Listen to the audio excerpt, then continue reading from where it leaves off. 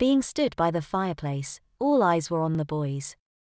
Mrs. Arkwright told how she'd noticed them loitering by the bus stop and approached them, knowing full well they were skipping school. First they claimed it was lunchtime, but it was barely 11 a.m., she said. Then they claimed the school's boiler had broke and they'd been sent home for the day, she added. It's such a shame when they so quickly resort to telling lies when the truth never hurts anyone. Just then, the doorbell rang. That'll be your mother, I expect, Mrs. Arkwright said to William as she got up. William was in a mad panic as his mother entered the lounge. He was physically trembling as she looked him up and down. Look at what you've got yourself into, his mother sighed. Please, take a seat, Mrs. Arkwright said, before offering her a cup of tea. She tells William's mother the series of events, approaching the boys, asking if they were concerned that a truant officer or policeman might spot them and their apathetic and arrogant response.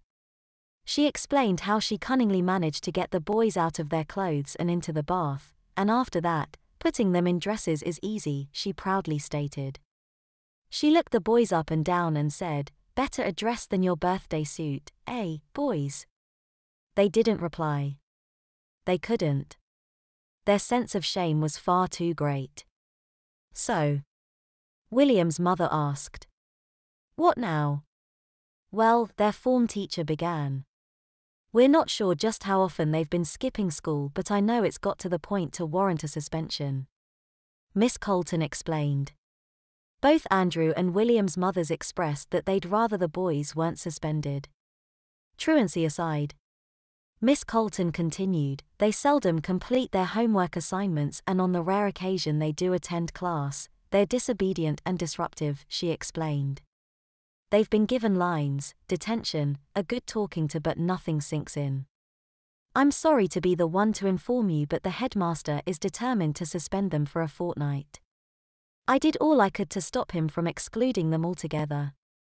Both of the boys' parents were livid with the news, but the boys felt slightly more optimistic. You mean we don't have to go to school for 2 weeks? William asked. You won't be attending Cromwell Road for the next 2 weeks, Miss Colton informed them. But you will be attending school. What school? Andrew asked. A special school, Miss Colton replied. The sort of school that'll have you longing to return to Cromwell Road. Think yourselves lucky that you'll only be attending for a fortnight. Not some of you. William blurted that being the local school for children with learning difficulties, special needs and disabilities. Miss Colton shakes her head and tells him no. Where then? William asked. It's in the town centre and it's called St. Felicity's, their teacher informed them. That's a girls' school, Andrew blurted. Not entirely, Mrs. Arkwright said. They do accommodate a handful of boys, not that one would notice, she added. Are you a teacher there or summit? William asked. I think the word you meant to use is a something, William, Mrs. Arkwright retorted in a most patronizing tone. A summit is the top of a mountain, she added, before informing the boys that she's not a teacher anymore, but an education welfare officer, or truant officer if you prefer. The boys gulped in unison. They recalled when she asked if they were worried about being spotted by a truant officer or policeman and figured should that happen, they'd simply leg it. Little did they realize that they were talking to a truant officer. Knowing which school you should have been at was easy, since it's written on your blazers. And your full names are written on your name tags. All it needed was a quick call to your school, and notifying St. Felicity's that I'd have 2 new pupils for them, she explained.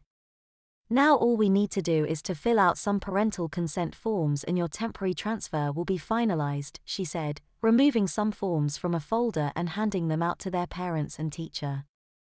I think 2 weeks at St. Felicity's will do you both the world of good, she smiled. Their parents perused the forms, filled in the relevant details and finally, signed their consent. So, where do we go from here? Andrew's mother asked. Home, Mrs. Arkwright replied. They'll attend St. Felicity's at 8 a.m. tomorrow morning. A minibus will collect them, and if you could note down their clothing and shoe sizes, then they'll be given a uniform first thing. William's mother had a face like thunder as she picked up her handbag. Are our clothes dry yet? William asked.